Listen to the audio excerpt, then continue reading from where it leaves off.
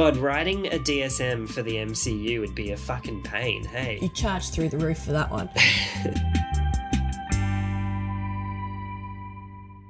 Welcome to Psychocinematic, the podcast where we analyse depictions of mental illness and disability in popular film and TV.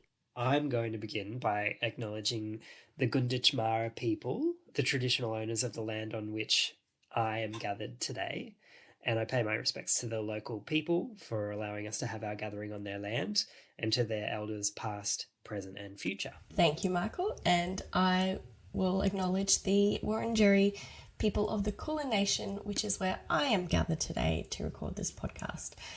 As for the first time ever, we are recording remotely together.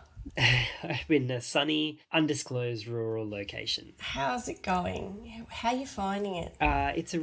It's a good job that I'm doing. I'm doing a psychiatry intern job, so that's relevant to my interests. But I'm a long way from you, my dear podcast convener. No other and title. Secondary wife, tertiary mother. What are we talking, Steph? What are we going to do? Where are we at? Do we need to talk about what we've been up to? Well, I just want to tell you what I was just doing before we started recording tonight. I have been listening to the Hot Girls Theory podcast, an excellent female-led intersectional feminist podcast with two young, amazing women who are just so fucking smart and savvy, 10 or more years younger than me, and they've invited me to be on their podcast, and they're going to do, one of the girls is going to do an episode with me on Psychocinematic, and I'm feeling a bit intimidated because just they're so eloquent, they're very professional at their podcast, unlike ours, which is a little bit scrappy. What do they talk about? What's the angle? Feminist theory and queerness, and there's am I the asshole episodes. They did a history of gender dynamics, and they talked about Roe v. Wade. There's just so much really good historical and current sort of information and discussion, and it's bloody good. So we'll see how it goes, but definitely listen up. Yeah, cool. What are we talking about tonight, Steph? I just said to myself, I think it's time. It's a genre of film I'm not into, but lots and lots of people are. It's time to do a comic book movie. It's time to do a Marvel piece of media. I thought we would do Moon Knight. I knew that already. You did, because you watched it with me. I thought it was a good one to do because it's recent, it's current. It's a series, but it's only 6 episodes, so it's easily digestible. It's had a lot of media around its portrayal of mental illness. It has Oscar Isaac in it, and I find him quite easy on the old eye. Wouldn't kick him out of bed if he farted. I wouldn't kick you out of bed if you farted either. And it's also a new entry into the Marvel canon. There isn't really any other series of shows or movies, so it's not like we have to watch Iron Man from start to finish to get it. It's very self-contained. I'm sure there'll be a sequel. So, to understand the lore, we didn't have to do a whole bunch of research. There's no, the snap and power crystals or whatever. I know what you're saying. It's self-contained. Oh, yeah. Although, when I was looking at the Wikipedia page for the Moon Knight comic book series, there are a lot of comics within it. So I'm sure there'll be more series to come. Should I tell you the plot? We have a scatty little plot that we wrote while we were watching it. So kind of opens with Stephen, who's Oscar Isaac. He's an English boy in London working at a museum. You did write museum boy. I did write museum boy. That's his job title. That's what he applied for. That's what he gets paid for. He's an MB level number 6. That's what he's on his payslip. And he seems to think that he's been sleepwalking, and people are calling him Mark for some reason. He doesn't know why. And he's been tying himself down at night to stop himself from sleepwalking.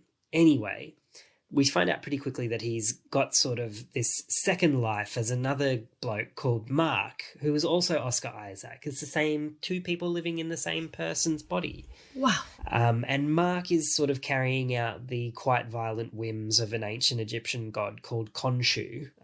He has a nemesis whose name is Harrow, played by Ethan Hawke, who is also an avatar of an Egyptian god called Amit. and Mark has a wife called Layla. They've been hunting for a golden scarab, which frankly, I don't know.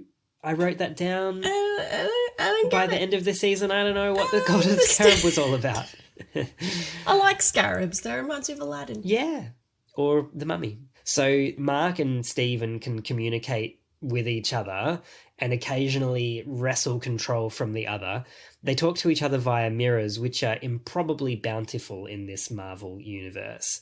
At some point or another, Mark takes use of this Moon Knight suit that Khonshu gives him that heals, really grave injuries and looks cool. And it gives him some sort of powers as well. Yeah, I think it's got powers. He even at one point had like a grappling hook, which was never explained. Or like a scythe or something. No, like he had like at one point in a fight, he shoots a little thing out and he's like, Batman. Anyway, it's never explained. It doesn't matter. Anyway, so long story short, they're trying to stop Amit from being summoned because Amit's whole game is killing people for doing bad things, but even if they haven't yet done the bad thing. Mm-hmm. So before they've done them, like in the future prediction. Yeah, so like if you do something wrong in the future, it will kill you, even if you've been good up until now. Whereas Khonshu's game is just killing people who have done bad things.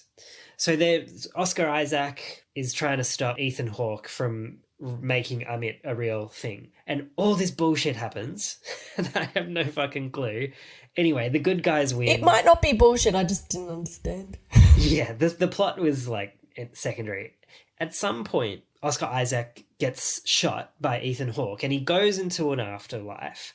And we find out that Mark and Stephen are two separate alters in a dissociative identity disorder system. And they, in this afterworld sort of purgatory type place, which is set up to look like a psych ward, they have to accept one another in order to I don't know. Balance the scales so that they can go to the afterlife. Yeah, they need to balance the scales, but they don't want to go to the afterlife because they end up alive at the end. They want to bargain enough so that they can go back. Yeah. And be alive. Anyway, they have to reconcile one another. They get back to life, and then the huge crocodile fights a huge bird skeleton in front of the Great Pyramids. Oh, I forgot about that bit. But also, they have to reveal all their memories of each other in order to reconnect together. That's a really key part. That's it, yeah. And sorry, I should have mentioned, like, Mark is American action hero. He's a mercenary. He's got a past history of killing lots of people in wartime situations. He has this memory in the psych ward that he doesn't want to go to. He doesn't want to explore, and he has to confront it in order to heal. Yeah.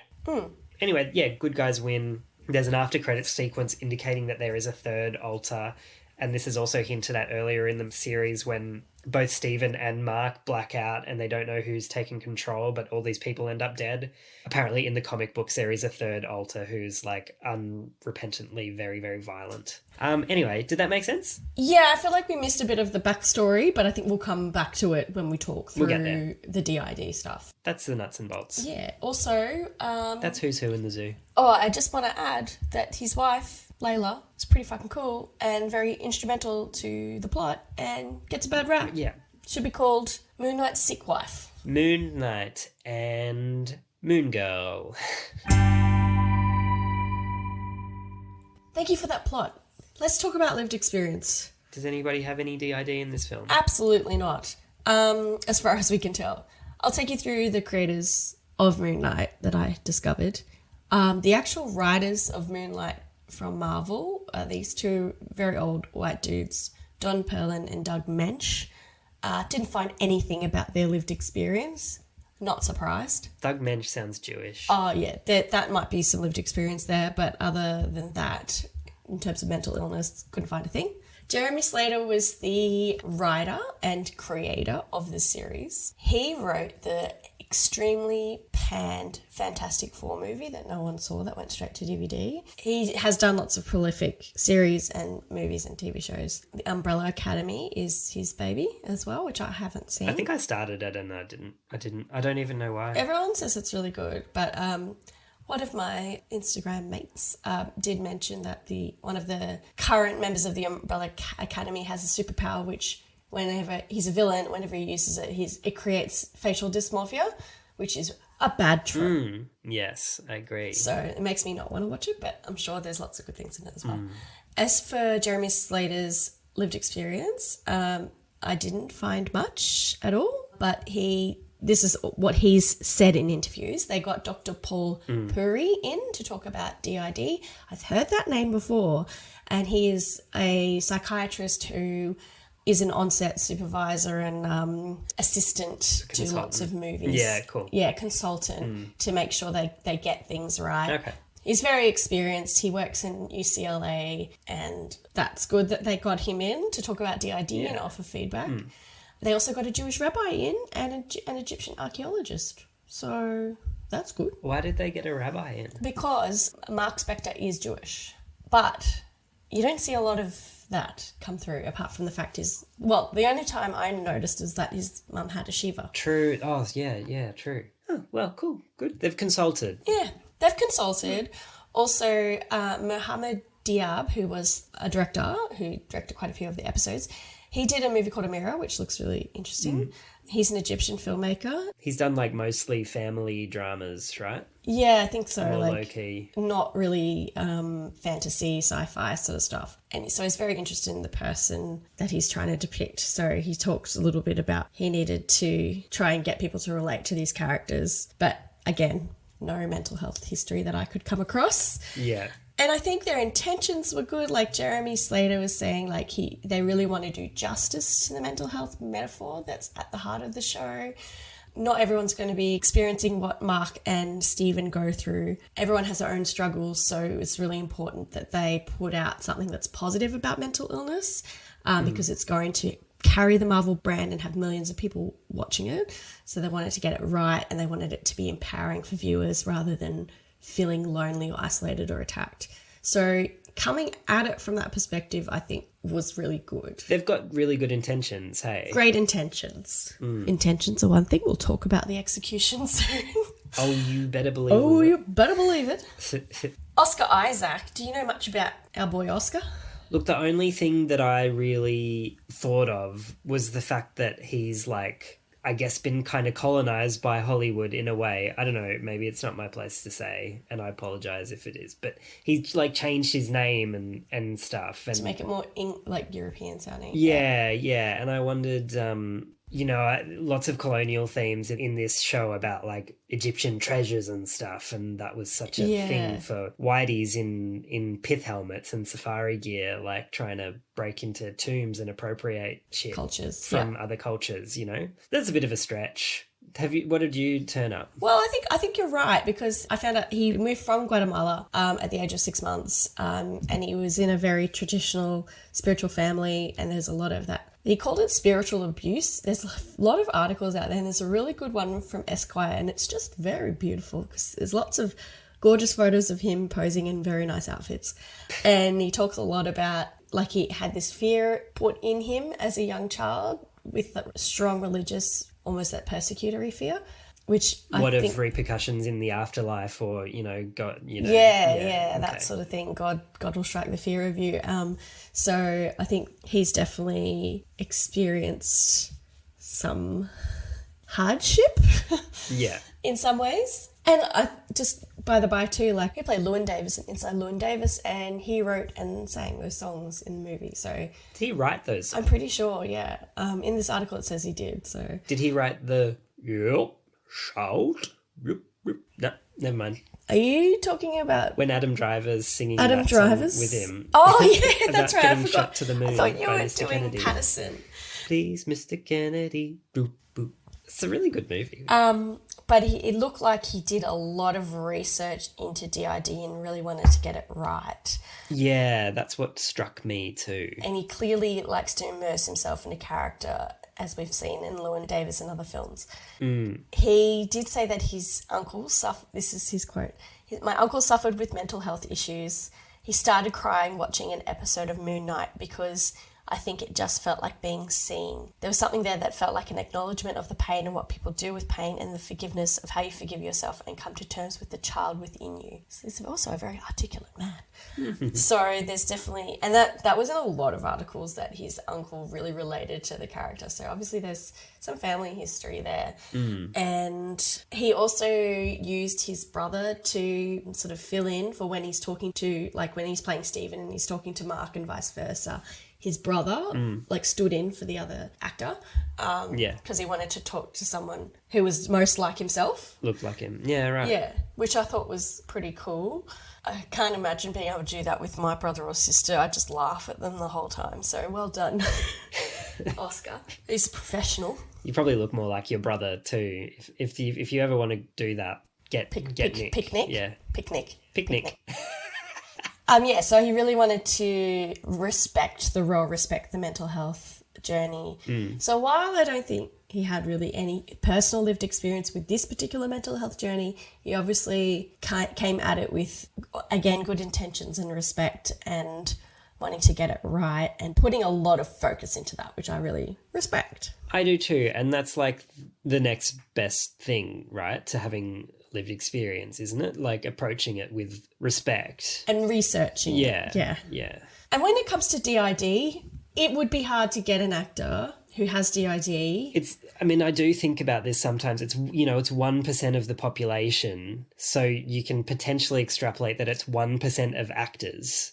That times the 1% of actors who are any good, it becomes vanishingly. And able to carry a Marvel film. Yeah. And again, just like we've said with lots of films, this is a good step in the right direction, hoping that in future there is an actual actor with actual lived experience in these roles. Yeah.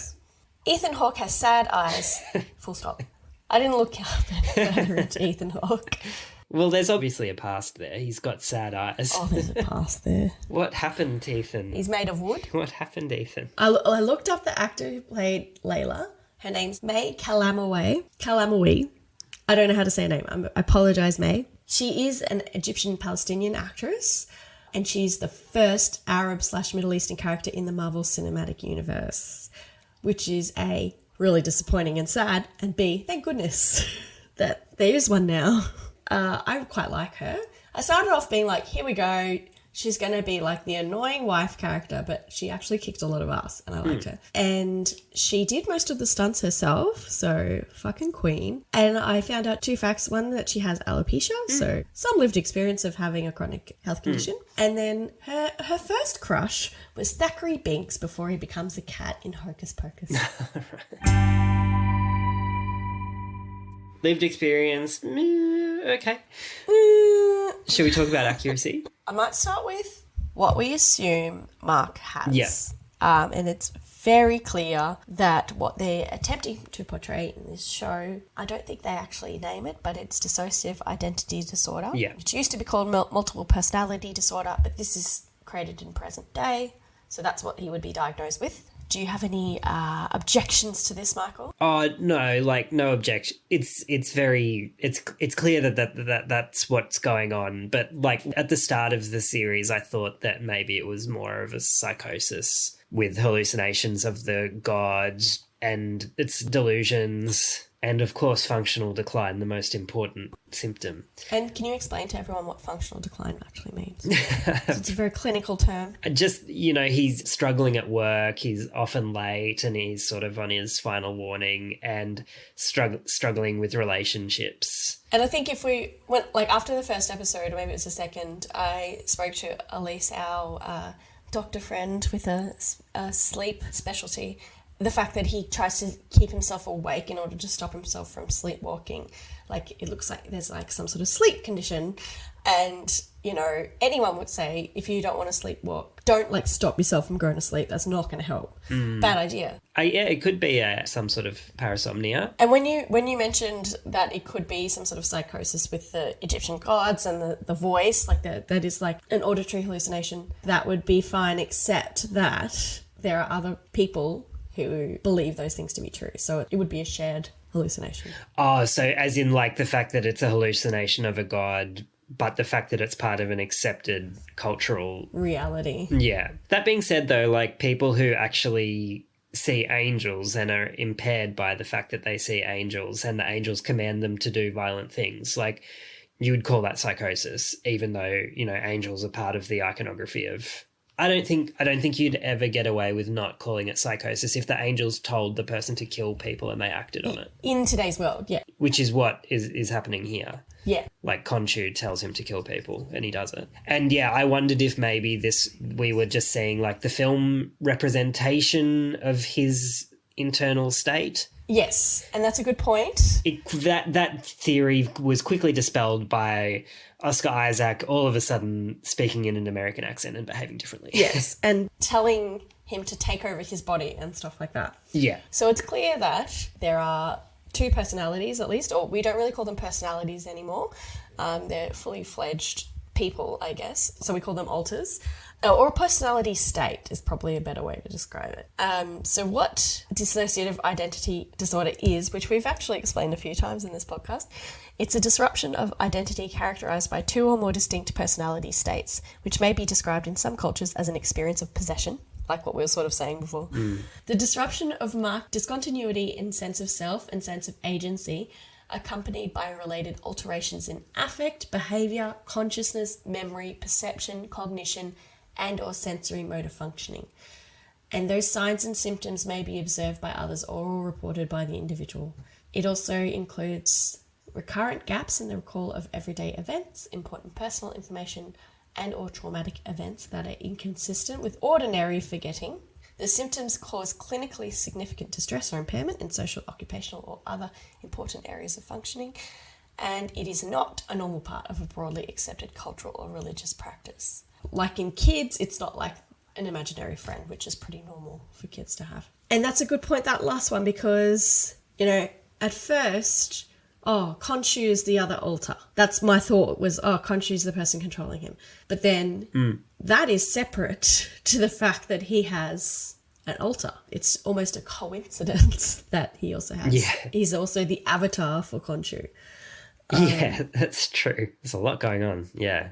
So accuracy. So those are the criteria. And, you know, I think it's pretty safe to say that he meets all of those criteria. He absolutely does. There are some reported inaccuracies though, and there's quite a few articles that I read who said that it was pretty accurate, but there's also a couple of things that didn't quite get right or isn't common for people with DID.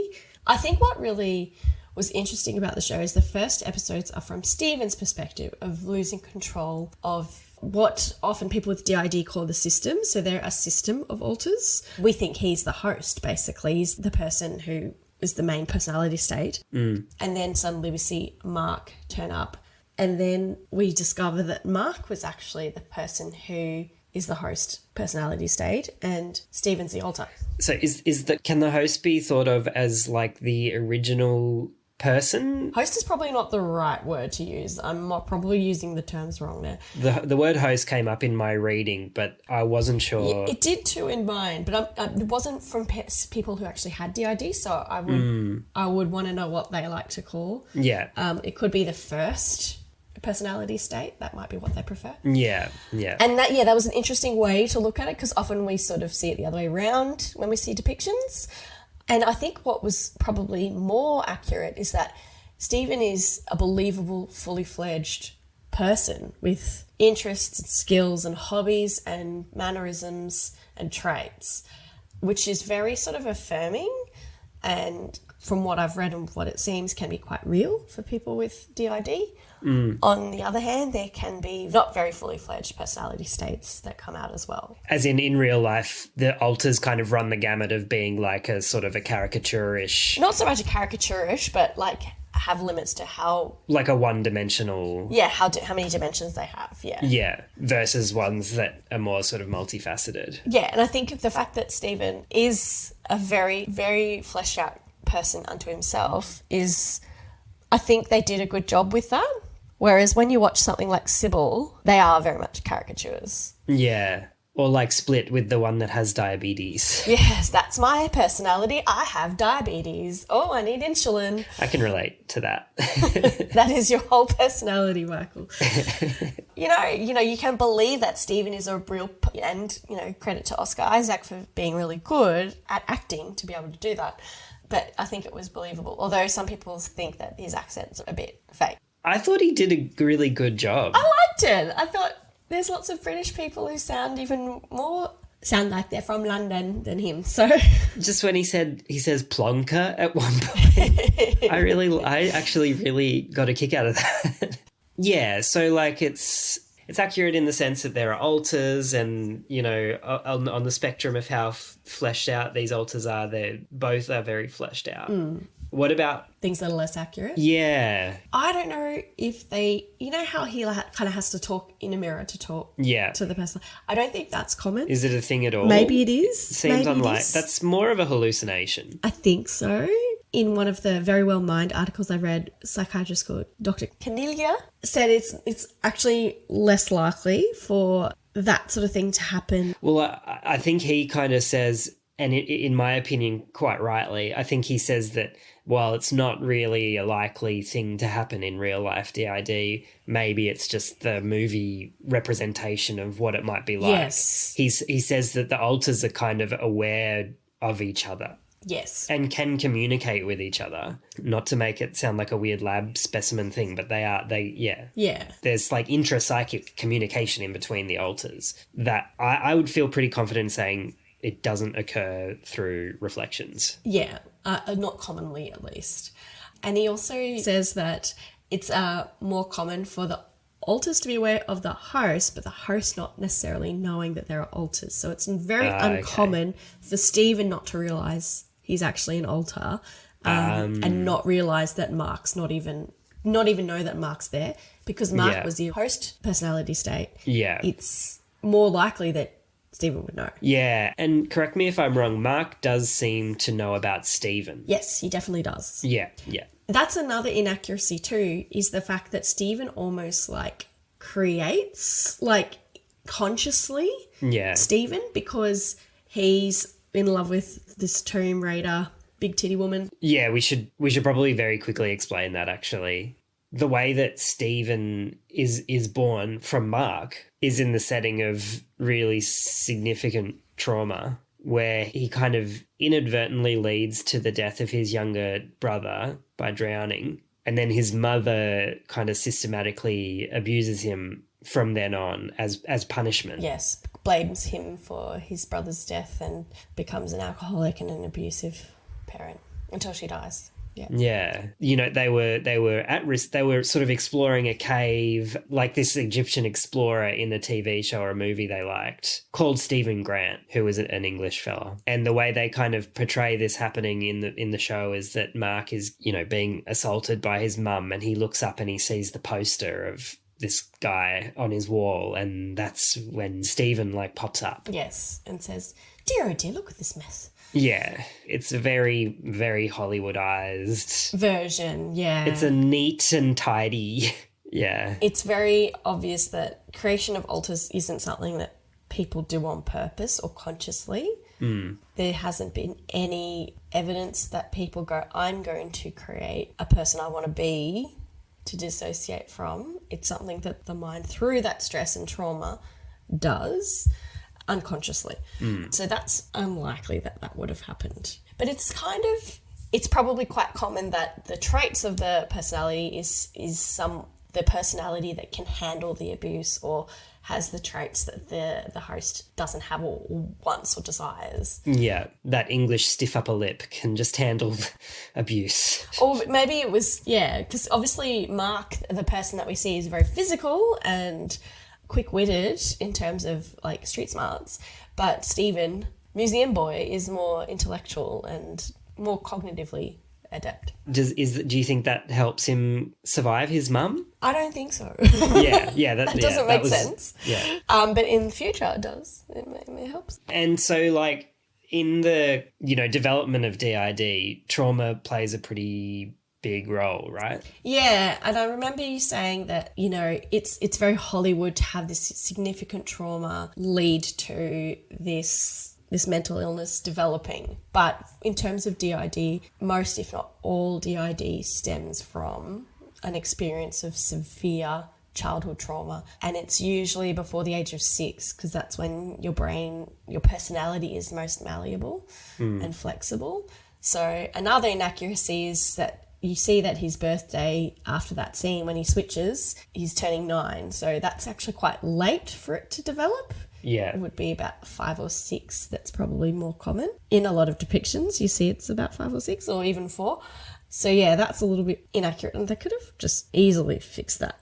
Fix it. Go back and fix it. Fix it in post. Yeah, I mean, like from an audience perspective, I feel like it's kind of worse to see a 9-year-old Oh yeah. go through it, raises the stakes. For the viewer, from a film point of view. I would have hated to see a 4-year-old go through that, like for my own sake. You're right, but like you can pin more like... It's the personality itself is more fitting for a 9-year-old. Yeah. A couple of things to mention as well is just like the way they switch it seems very controlled. At first not, but then later on very deliberate, and that's not common as well. It's more a response to stress or triggered by something that an alter can come out, or context driven. So that's very inaccurate, that it can be just like, you take over. Okay. Yeah. Very convenient for this film though. It is. And I guess on a more positive side, even if it's inaccurate, it kind of pulls the Donnie Darko move of treating the mental illness as the superpower. Which I also have sort of a problem with. But I know, yeah, it kind of plays a bit into that sort of gifted trope. Yeah. But, you know, it is also nice to see something that's a bit strengths-based, even if the strength is, like, made up.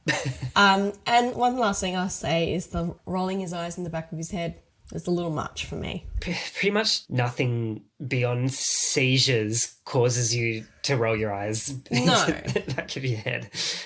And if you're being filmed, the camera suddenly zooms in on you.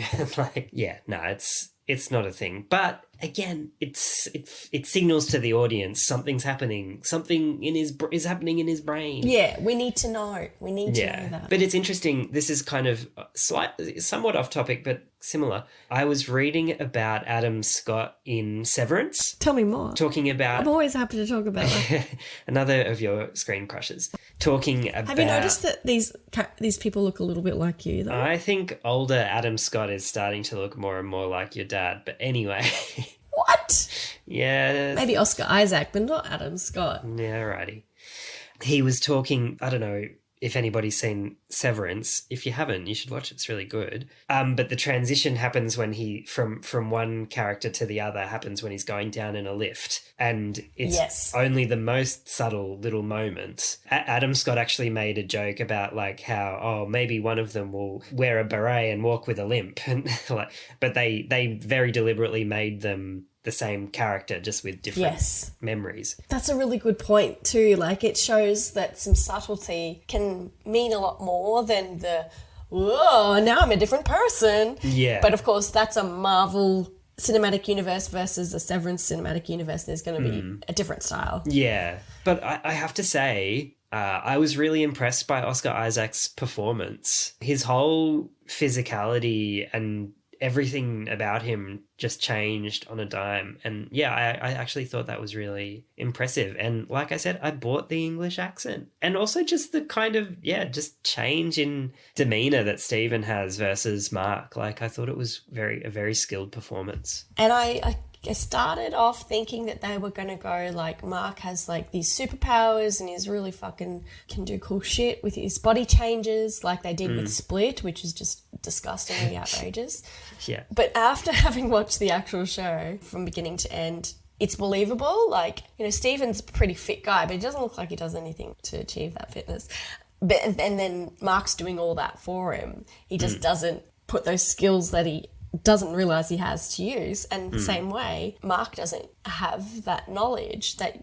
And often some people with DID can have knowledge that's completely different from the other alters, or learn a language, or something like, you know, that Egyptian history that Stephen knows. That can be common too. So that's almost a reflection of that. But your body cannot change depending on the altar. But it's a nice moment when, like, Mark is getting attacked by the mummy type monsters. And Stephen's like, mind if I muscle in it? He thinks he can't do anything, but then he realizes, if you can do all that stuff, so can I.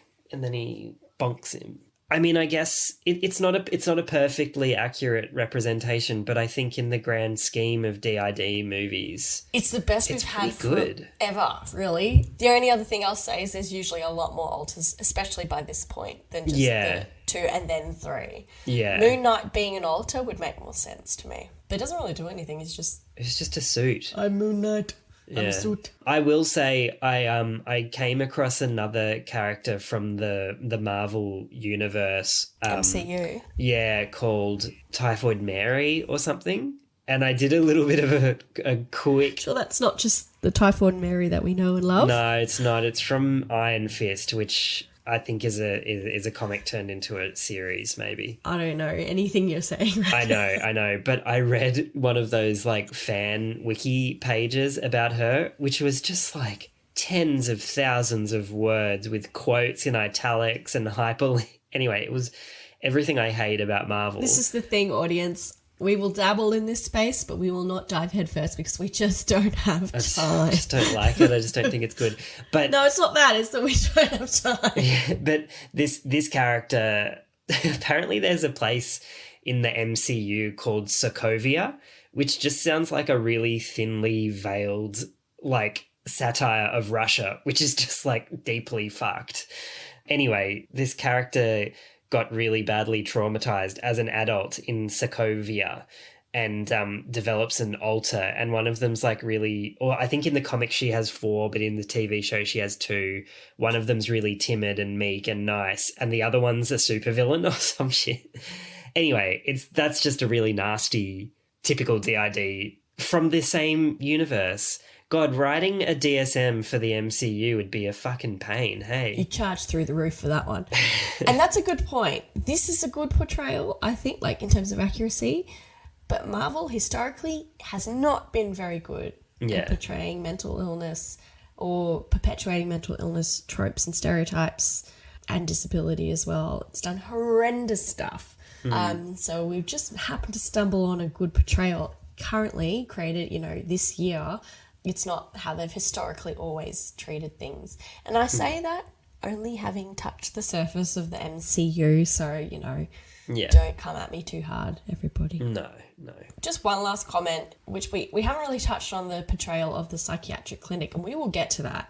And I think this is that's definitely what they intended to do, and this is what it felt like, is we're going on the journey with Mark/Stephen in discovering what's happening, what's been going on for him, his history, his past, etc. And going into that psychiatric clinic, it's very disorienting as the viewer, not knowing, is this a real experience, or is this a memory, or is this a alternative universe or reality, or is this the current day and this has all been a hallucination in his head, which I think is a good job at portraying what it must be like for someone with DID, not knowing what's going on, coming in and out of consciousness and being very disoriented and not knowing what's real and what's not, and who to trust as well, and only being able to go by what you know in the room. Yeah. I thought that was portrayed in a way that it felt very visceral to me as a viewer. Also, I was annoyed by it, but anyway, we'll get to that.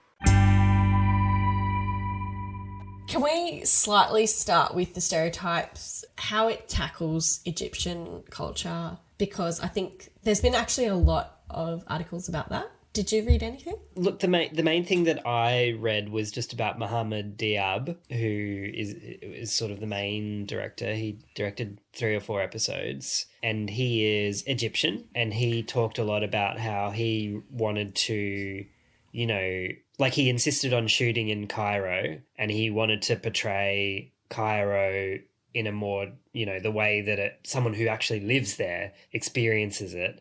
And I think the comment that he makes is about how anytime you see a picture of the Great Pyramids, they're in the middle of the desert, but they're actually, like, if you rotate 180 degrees, there's fucking skyscrapers there. There's 20 million people living at the foot of the pyramids. In Cairo, it's a hugely busy city. Yeah.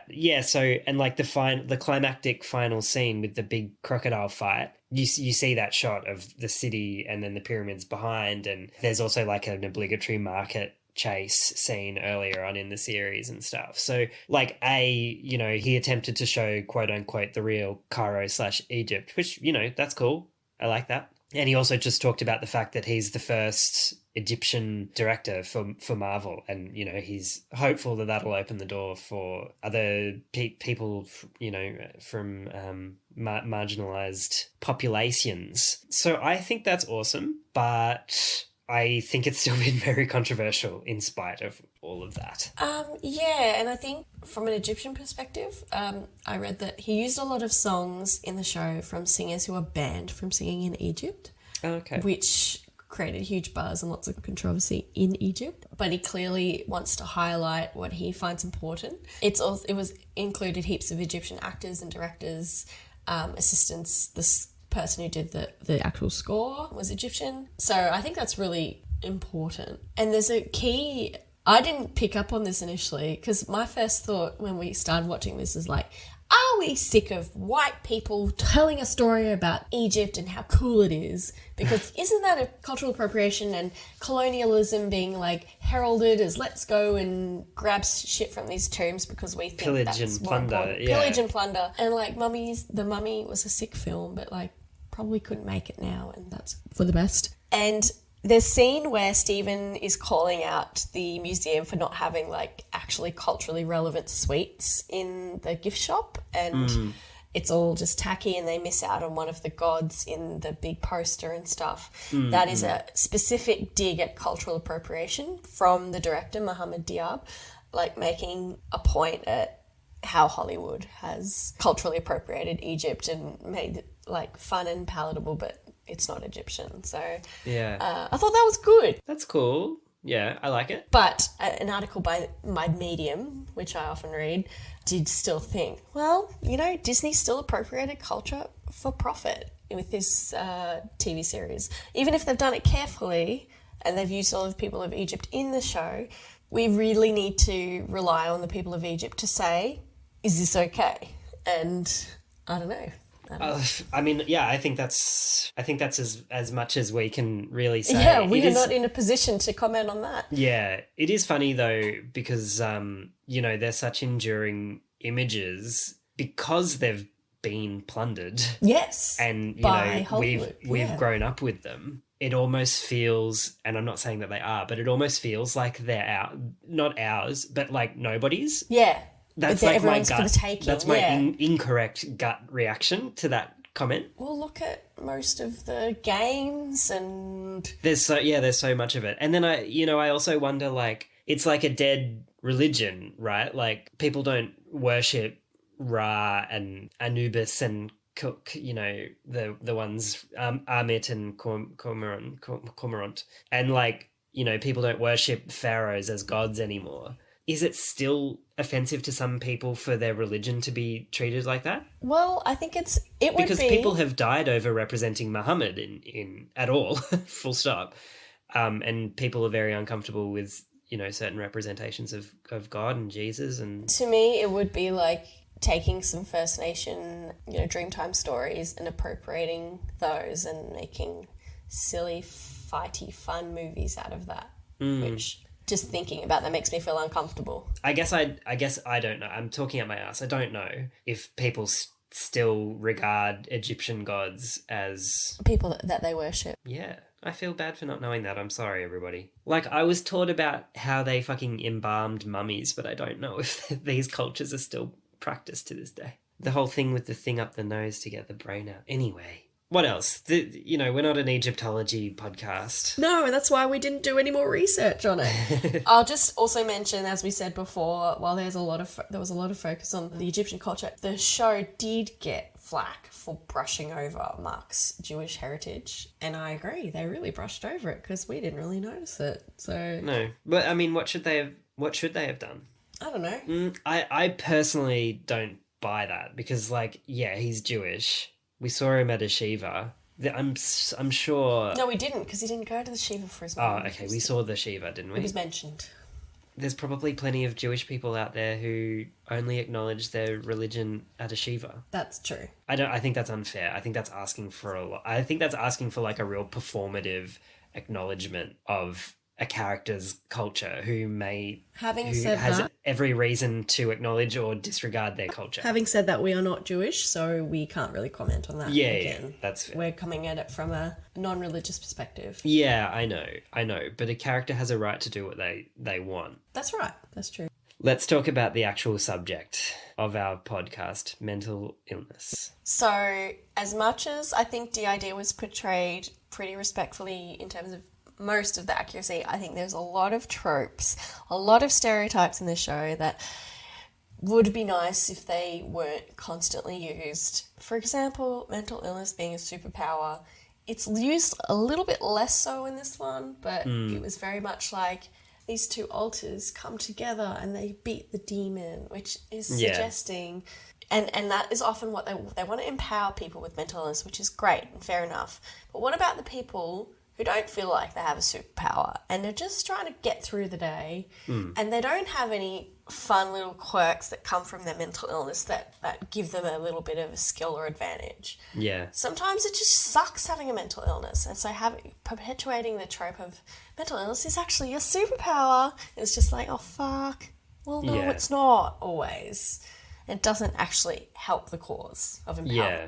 It, like, in some ways... Sometimes we just want to exist. In some ways, you almost want to see him functioning in spite of the difficulties that DID would obviously pose. And in spite of the difficulties that the society he lives in imposes, that makes it hard to live with DID, not so much DID itself as well. I mean, I guess, you definitely see it in the first episode or two when, he's blacking out, he's missing dates and things like that because he's not aware. But I think it's a really dumb message to be like, people with DID, you just have to reconcile all your alters and you'll be greater than the sum of your parts. And I think one of the articles even kind of says that's not really how we treat DID anymore. Yeah. Like, we're not trying to unify the person into one, which is almost, not quite, but almost what this show is suggesting is. I disagree with that, to be honest with you. And I know this is kind of getting away from stereotypes, but I think the fact that they turn away, and I don't necessarily like this message, but they turn away from Ethan Hawke at the end and say, we could accept your diagnosis, but we want to go and save the world. I think what he would have wanted them to do, if he was indeed a psychiatrist, Harrow, is get them to merge. But they want to work together, still being two separate, distinct personality states. Yeah, true, because he wants one of them to die, right? At the Basically. end. Yeah, so he's trying to say just be one person, but they're like, no, we'll be both. So to me, it was actually a really affirming ending. Like, we don't have to merge into one. We can still both exist as separate entities, but work together and achieve a functional life, like work in harmony. And that is, as you say, how people treat DID now is rather than trying to get them all to integrate, which is often a very, not a very affirming way to work with DID, it's getting them to sort of still exist as alters but work together and have a more functional life together. So you're right. So that's how I sort of saw it. Yeah, no, I agree with that. Having said that, they're not all the alters. There's more to come that might not be as functional. I think earlier on in the piece when I was wondering, like, was Khonshu a representation of a mental illness? Yes, I was thinking that too. And then again, perpetuating that trope of a mental illness equal a spiritual like demon or god, which Yeah. is like fucking disgusting trope. Yeah. And also sort of harks back to old times where they literally did think that mental illness was a demon possession. And even in the DSM, in some cultures, that would be seen as possession. Yeah. But it wasn't that in the end. But maybe it is a metaphor. I think it just was coming close. Well, he's just a guy working for an Egyptian god who happens to have DID. Yeah. So surely there's a point to be made there, I think. I mean, if it's good, really. It's like, you know, the next Spider-Man, maybe he has OCD. It doesn't matter. He's Spider-Man. Yeah, I guess. See, I feel like Marvel's always creating characters that have something and then it becomes the superhero that, you know, like Hulk struggles with anger, so he becomes the Hulk. You know, it's every sort of fantasy, sort of fairy tale or horror thing is based on a fear of this trait and what we're, you know, it's sort of extending on a trait. Like when Frankenstein came out, it was at a time where the Industrial Revolution, where humans were creating more autonomous machines and stuff. So it's like, what if we... It's just taking it to a terrifying what conclusion. if it went wrong? Yeah, taking it to a scary place. So Yeah. I don't think it's just like for the sake of it, oh, well, he just happens to have DID. I think it's also, like lots of other Marvel characters, it's portraying an extreme version of something that's happening. Yeah. You kind of touched on this a bit. Can we talk about how these movies and TV shows that do this sort of thing always pin it on trauma? Yeah, you did want to talk about that. And it's true. But with it's DID, it's definitely trauma. Yeah, so DID, obviously, but not everybody with DID has trauma, I'm assuming. It's very unlikely that they wouldn't have trauma. Okay, DID is secondary to trauma, more or less. But I still think it's a stereotype where, like, be they depressed, psychotic, bipolar, OCD, whatever, it's in the movies, it's always traced back to some sort of trauma. And, you know, I think it would be nice to see a movie about somebody with mental illness who just got it out of nowhere. Like, you don't have to have trauma. Sometimes, yeah. Sometimes it just happens, yeah. You don't have to have family history. It can just come out of nowhere. I think Hollywood is too scared to say that. Well, I think there's so much stigma around mental illness that audiences can't conceive of it unless it... Well, like, I mean, I still, you know, a lot of people, probably more subconsciously, if I'm being charitable, probably think that mental illness is some sort of a deficiency in the person's character sort of thing. And like, if we're going to watch a movie about it, well, God, it better be trauma and not the person's fault, you know? Yes, because if it's not trauma, then it's just that person's defective, yeah. Yeah, or they're malingering or something, you know? So, like, I take your point that DID is most likely from trauma. I accept that, not being an expert at all, but I do think it feeds into that trope. Yeah, I agree. And Marvel, you know, I put it to you, next movie, make it an idiopathic whatever. It just happens. And that's so common, and it would be really nice to have that more. Another thing is like chronic illness. It just happens. It's no one's fault. And disability as well. But having said that, like, his trauma is pretty severe. Yes. But to me, it was, after watching Sybil, how much trauma she goes through. Yeah, it was disgusting. It was really fucked up. Very viscerally. It was too much. Far too much. Like, we got the point. We get it. Sally Field went through a lot, okay? Yeah. Whereas in this one, it was traumatic to watch, and I didn't like it. But there was a beginning, a middle, and an end. Well, it was really just, I mean, it was probably only on screen for, 5 seconds or something. Yeah, it wasn't... Like, nothing violent really happened. It was intimated. Yeah, it wasn't for a super long period of time. So... It was still effective and upsetting. It was effective and upsetting, but enough. They didn't push it too far, and I appreciate that. But not everyone has seen Sybil and how awful It's can be really, pushed. it makes you feel dirty and yuck. Physically sick, yeah. Yeah. So, for some people, it would be too much too, what we saw in Moon Knight. So, everyone's got their limits. And everyone's got, this is something Maz and I said, everyone's got their own experience of trauma as well. It doesn't have to be the things that happened in Sybil. I don't want to repeat them again. We've said them enough times in that episode. It can be more small level that are consistent and building up and things like that. It doesn't have to be this huge fucked up arrangement of shit to have an effect on you. But the worse the trauma, the worse your outcomes, right? Is that fair to say? Not necessarily. It depends on how it affects everybody and the age that it affects you and all the different, how much support you have. It's all very individual. I don't think you can just say that fundamentally the severity of trauma equals the severity of the outcome. Yeah, okay, fair enough. It's all... Depends on so many things. And what about doctors, therapy? Yes, let's talk about that. Clinical spaces. So as soon as the mental health institution was introduced, I was like, well, hello, here we go. What are we going to see here that I don't like? Most of it. I absolutely hated that the psychiatrist, the doctor in the institution was Harrow, who is the bad guy the villain in the show. Yeah. Like, I don't think you don't have to be a psychologist or a doctor or a film person to know that that's a bad trope. Yeah. That's a really damaging, stereotypical way to portray a doctor, and that it's really saying that mental health professionals are not trustworthy, they're secretly evil, you should not believe them or get help from them. And he's obviously, you see him pushing treatment onto the main character, and resisting that is like what we want him to do, and that's just a really harmful message. It is. It kind of...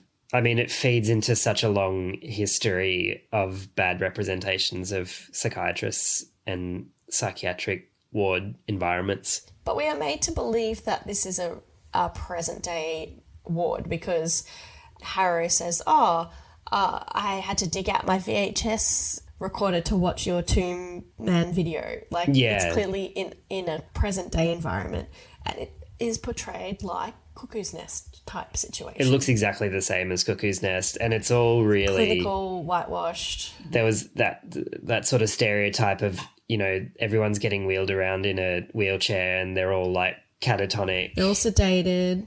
Really unhelpful stereotype of mental health facilities. And is that supposed to be a memory? I don't want to get into what it actually was. I didn't get it. But what I will say, people in Victoria are probably aware of the Royal Commission that's just come out about mental health care in Victoria. And psych wards are not really great places. And no, they're not. A lot of mental health consumers are quite traumatised by their time on those wards and don't like psychiatrists very much and don't like being medicated very much. Particularly ones who have been sort of medicated for acute agitation, the way that happens in this show, like being, quote, acuphased, is a really... What does that mean? It just means getting a large dose of an antipsychotic for its sedative properties. And there's a lot of talk in the media at the moment about seclusion and restraining of people. And, it's pretty horrific. Yeah, I went to a talk from VIMIAC, which is the Victorian Mental Illness Advocacy Commission, I think. A really important organisation. And they talked through the seclusion and restraint report that they did, and it was horrific, the statistics that they spoke about. I can't remember the statistic, but a lot of people a year are restrained or secluded in Victoria mental health wards. So things aren't great. I'm not trying to say that... this isn't the reality. All doctors are great and mental institutions are wonderful. Yeah. Yeah. But, there's been the whole deinstitutionalisation movement in this mid-last century, and... things are better, and it's just scary to think that somebody who's, potentially going to get admitted to a psych ward goes into it thinking, oh, cool, I'm going to have shock treatment against my will. Maybe they'll lobotomize me. The doctors are going to drug me even though I'm actually fine, or I'm going to get secluded. And I won't have any autonomy or choice of what happens to me. Yeah. And as well in Moon Knight, that trope of like, no, I'm fine, you're trying to drug me and I just need to fight the drugs and then I can do it. Like, that's kind of, I don't know, maybe I'm naive, but it's just like nobody in that clinical setting is going to give you a drug that hasn't been carefully assessed and felt to be necessary, you know? But then I'm also... That's not what's portrayed in Moon Knight. Yeah, no, not at all. And I also get sick of when the protagonist in the film is in the mental institution and everyone else is like catatonic or looks creepy, looks weird and scary, and they don't belong there, and it's very othering of everybody else there as well. Like, this is somewhere we should be afraid of and not want to be. Yeah. And we should be afraid of the people in there, and they are not people that we value or that we find worthy, because we want the protagonist to be better than that, or he doesn't belong there, sort of thing. Well, yeah, like if the protagonist, like you can generally take the protagonist to be playing the viewer. That's the person whose shoes we're in. So it's yeah, you're absolutely right. Like if we're talking about film stuff as well, and just Hollywood's preoccupation with DID and mental illness more broadly and being institutionalized, you know, I think it speaks to this absolute terror of quote unquote losing your mind. And how, you know, people are so afraid of that. And it's, you know, obviously it is scary. It's very terrifying when it does happen, yeah. From like a neurotypical, I guess, perspective. It's terrifying. When you're in mental distress, it's uncomfortable and unpleasant, yeah. Yeah. And then I think that kind of feeding into that is this sort of prestige actors thing where they all need to do a mental illness movie and, you know, they have to do it well, to sort get of cred. thing.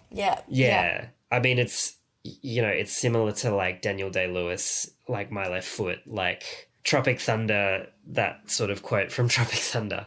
But like it then becomes that mental illness just becomes this difficult exercise for an actor. Yeah. And we like give them all Oscars and jerk off and shit. And it really trivializes.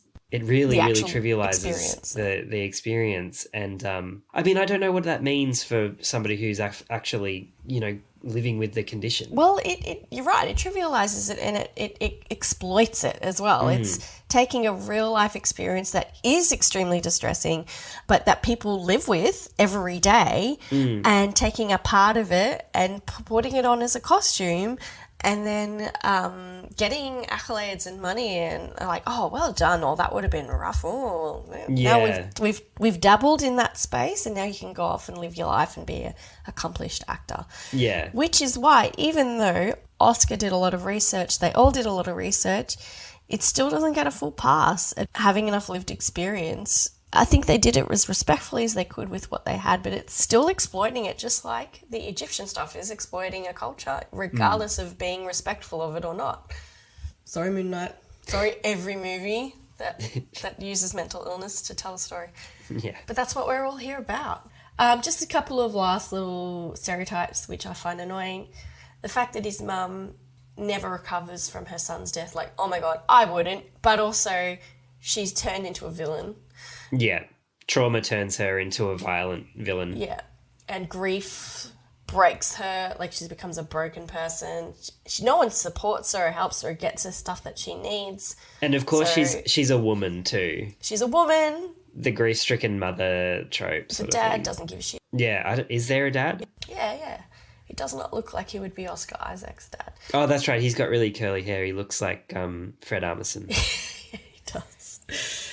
Oh, my last stereotype that I need to mention is the fact that the last altar that we see at the end is obviously a very violent altar. Yeah. And fuck the trope of mental illness equal violence. Yeah. Mental illness not equal violence. No. Mental illness equal violent towards mental illness person. Yeah. And I think that's been specifically investigated in DID. Do they perpetrate more violence than people without DID? No, they do not. And, you know, as with everything, they're more at risk of harm to themselves than harm to others. I mean, like, you know, it makes sense in the universe that they're living with, where there are Egyptian gods that can, you know, tell people to kill people. Like, you know, hundreds of people died throughout just the screen time on this show.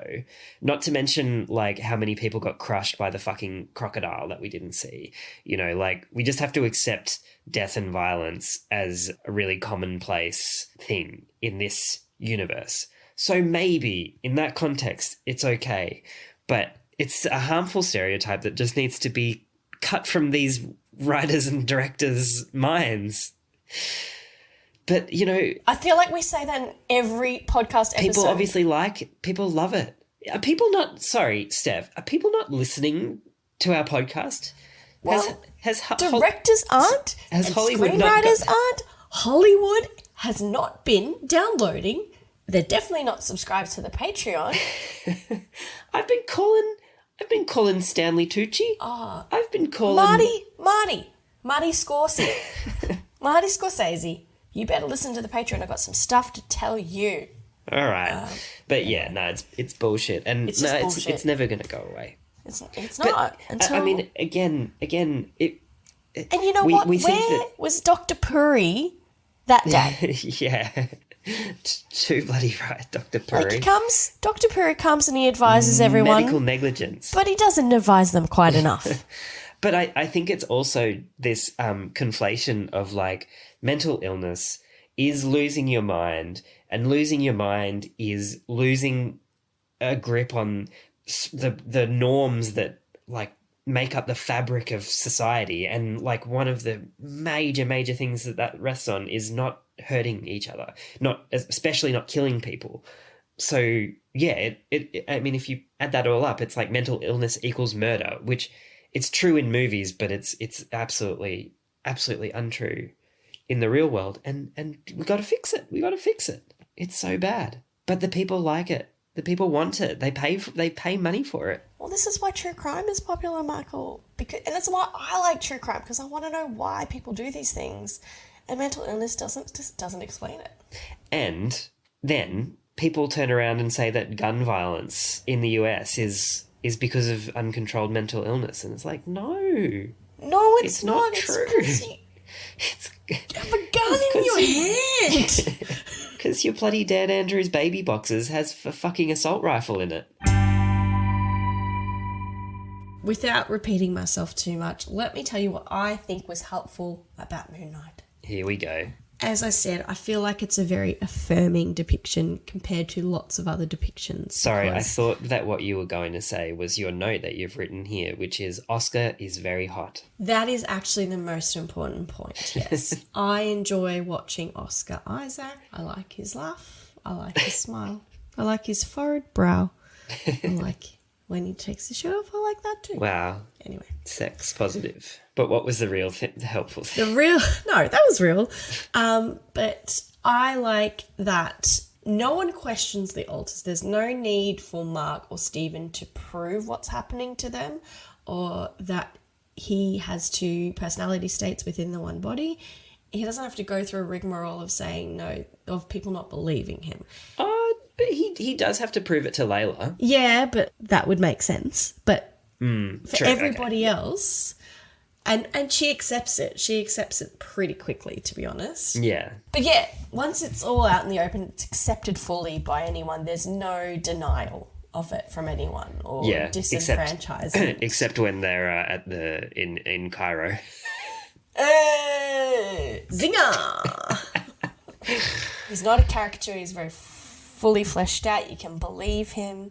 Having Stephen as the first alter was a really good way to introduce him as a fully fledged alter. Yeah, that's true. Don't know how fleshed out Jake will be, but we'll find that out next season. I'm sure there'll be one.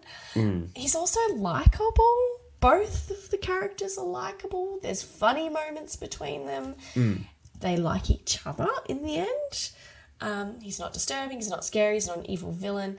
He's a hero, but he doesn't just work alone too, because, like, honestly, Layla is the real hero. Oh, yeah, no, they were very 50-50 on the murder. Yeah, exactly. And she's like a fucking superhero too, so... And in some ways that's good, because she doesn't have DID and she is a superhero, but, you know, Like, she's got the whole kit and caboodle on. She's a goddess. Anyway, as you said before, I take issue with seeing DID as a superpower, which is what I think it's Oscar Isaac says, you know, to be able to live through abuse or trauma and survive it and then come to terms with that, as opposed to push it all away and see that journey happen. That in itself is its own superpower. That was his quote. And I see what he's saying. This isn't from the show. This is him as an actor. As an actor, yeah, sorry. And I see what he's saying, and it is quite fascinating and amazing what our brain can do to protect us from abuse. Like, it's fucking incredible that, you know, we can dissociate from trauma in order to protect ourselves. You know, not even to the point of going to DID, but the way our body protects our brain and our brain protects our body is amazing. But I take issue with seeing it as a superpower, because it's kind of like how mums are all seen as superheroes, and it's like, oh, you're a superhero. They're like, I'm struggling, and they're like, oh, well done, love. You're doing so well. You're such a superhero. You're just how does she do it? And the mum's like, I need help. Yeah. You know, it becomes an excuse to let people just plod along and struggle by calling them superheroes. When we need to actually help those people. We need to help people with DID if they're struggling, rather than saying, oh, you're a superhero, that's really cool. Not that that's happened in my experience, but we also need to stop trauma from happening in the first place, rather than just marveling over what our brain does about it. And also, like, what does that quote mean for the people who haven't come to terms with their trauma? No, yeah, and are living, you know, a really struggling life because they don't know why their brain is doing the things they're doing, and they're really distressed by what's happening. Yeah. Like, to those people, it's not a superpower to them. Yeah, Oscar Isaac says to them, oh, sorry, you don't have a superpower. Exactly. I do think it did the right thing by saying that the two alters are a team. They didn't move towards them being, one of them being defeated, etc. They keep existing together, which is very inclusive of DID. And you're right when you say that he it's very explicitly stated he has a choice to kill Stephen or vice versa, I can't remember, and go on as one person. But it is a very it's promoting inclusive, yeah, it's that's what you said, inclusive and affirming depiction. It's you're affirming rather than denying or wanting to change someone when they may not want to. They're able to exist cohesively. And the psychiatrist I mentioned before, Cornelia, said that, you know, the goal is to get alters on the same page now and working together so that the person with DID can be as functional as possible. So he liked that as well about the show. Not just me, he did too. So we're buddies. And it's not a cure. It's not denying DID from happening. It's not trying to stop it from happening, which is good. It's a better way to look at it. However, this is going to happen if alters are going to work together cohesively. It's not going to happen in like a matter of a few weeks. It's going to happen with years of therapy. Yeah. And also, like, you know, social safety. Yes. Being in an environment that facilitates you to function and work on your you know, do your therapy. And in this, which that's so a really so good many point. people with severely traumatic backgrounds will not have that. Not have access to. You know, the context of this show, it's better for them to work together. They're going to defeat the Egyptian god. They'll both date Layla because they're both sweet on her, and they'll have a great life. Yeah. I'm sure something will turn up, but, you know, it works in this context. But in a lot of contexts, the society is what needs to change, not the person with DID, and that's not happening. Do you think, you know, this again is kind of like Hollywood shorthand, you know, like maybe the trials and tribulations that they go through in the movie, even though they only appear to take place over a series, you know, a few days, you know, maybe the fact that they get shot and they have to crawl their way back through the Egyptian afterlife and all that sort of thing. Is that a metaphor for therapy? Yeah, or at least just shorthand for it's really hard to do this. Yeah, that's a good point. That's a really good point. And the analogy that I would think of is like how, you know, falling in love and getting married and staying together forever, that those sorts of relationships build over a period of months and years and beyond sort of thing. Whereas like in an Indiana Jones movie, you know, you just need to get trapped in a cave with bugs on the floor and then you're in love all of a sudden. But yeah, look, I if you wanted to read it that way, you probably could. I don't think that's what they were going for. But I think it still speaks to, like, the massive effort required. And the fact that they go through all the different memories in order to balance the scales, that could be a metaphor for therapy as well. It's like, it very essentially therapeutic, is. yeah. It's just a shame that it's also in a psych ward where they're resisting treatment. That's happening. Like, it's like, we'll do this instead of mental health treatment. But this is mental health treatment, going through your traumatic memories and coming to terms and healing yourself. That is therapy. Yeah, you're right. What was harmful about it, though, Dr. Steph? I don't know. I feel like there's not much more we can say that we haven't already said. It's mainly the stereotypes. Yeah. You know, it's the mental illness's superpower. It's the gnarly treatment in the clinic with the villain as the psychiatrist. Yeah. All of those negative tropes. I think one thing that I think would be worth a trigger warning is seeing that tranquilizer shot right in his neck, which you see really viscerally. Anyone who's been in a psych ward or has had that happen would find that really triggering, I would say. Have we said whether that's accurate or not too, that we just stab it into the neck? It is inaccurate. No doctor would ever stab anything into your neck. I mean, that just sounds like a bad place to do it. There are so many very important things here that you don't want to stab a needle into. Even stabbing like into your trachea. Exactly, yeah. But like even stabbing in a needle into the bum, which is where you generally do a intramuscular needle, which is what these drugs are, or, you know, into that arm. You're still risking hitting nerves and blood vessels and things. Like, it's not... Anyway, that movie trope of the patient gets held like this and then they get stabbed in the neck, it's not real. But it's effective. Effective as an image. As an an image, in a film. A disturbing image in a film. And it's almost like in real life, what would happen is you probably have 4 security guards lying on top of you. But I think it's at the point where that image has been repeated so many times. Like, we watched Shutter Island the other night. I don't think you could put somebody getting a bum injection in a movie now. People would be like, what the fuck? Why did they put it in his bum? I think you could. I think it's time to start. Injections and bums. Injections and bums. Let's start a campaign. Let's go through the scores. Lived experience. I'm not going to give him a point. I'm not going to do it. Yeah, they tried hard, but it's not the same. And also, they consulted with psychiatrists. Yeah. They didn't consult with anyone with DID from what we've read. Yeah. And that would have been key. Yeah. Although Oscar Isaac has said that he's had lots of positive feedback from people with DID. However, I did see that, but that's just luck. That's after the fact. Yeah, and that is just Yeah. luck. And also, I mean, what have they got to compare it to? Some pretty trash depictions. It's like when I watched Babysitter's Club, I was like, well, at least it's not Steel Magnolias in terms of diabetes. Oh, diabetes. Like, babysitters? Sorry. Accuracy? I think I'd probably give half a. Yeah, I think we should still just give it a half, because even though it was more accurate than anything we've seen, it still could do better. It hits the DSM criteria, but it still has some fanciful Hollywood errors. Agreed. But yeah, no, I'm happy to give half a point myself, personally. Stereotypes. Again, I got to give it nothing. Yeah, like... Maybe we should give negative points. I don't think I could give it anything. I think it falls, again, drops the ball a little. It does too many negative ones for us to give it a point. I agree. Yeah. And helpful or harmful?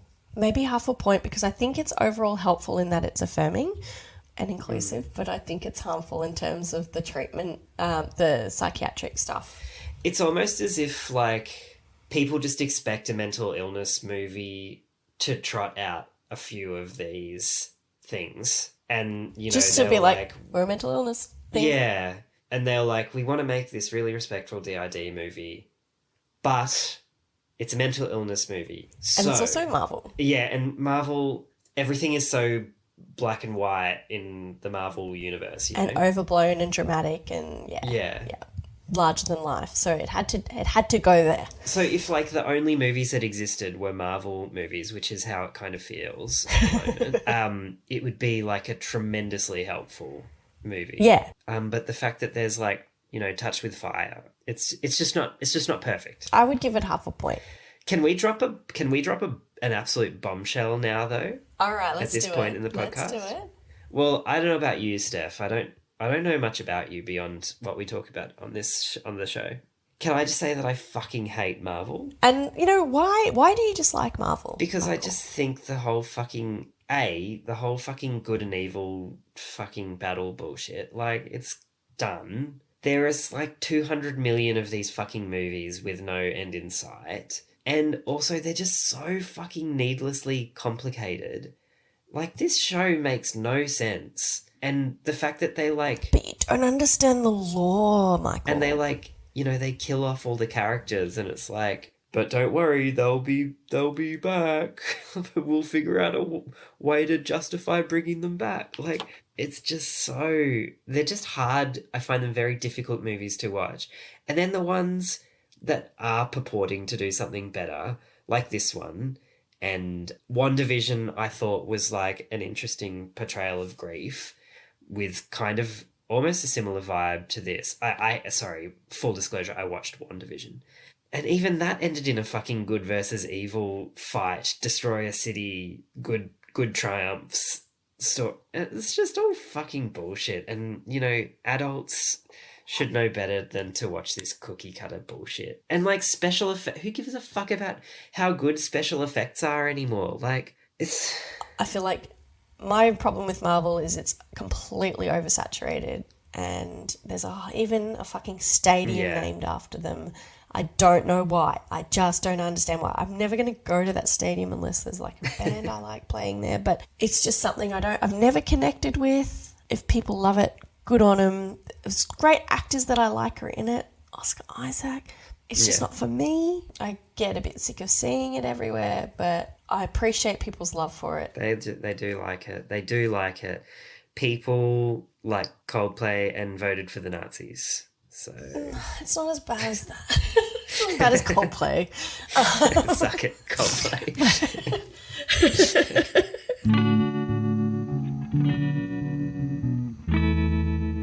Thanks for joining me from the rural Victoria, Michael Watson. You're welcome. Loved it. Loved being back in the hot seat. The psycho seat. Back in the hot seat, but from a distance. Thanks, everyone, for listening. Don't forget to rate and review us, please, on Spotify or iTunes or Good Pods. Sign up to our Patreon. Don't forget we have a fundraiser happening at the moment for the Gidget Foundation, so your fees go towards them, which is all about perinatal mental health support. Oh, also, don't forget the watch parties. Oh, yeah. Join our watch parties, and we'll see you next time.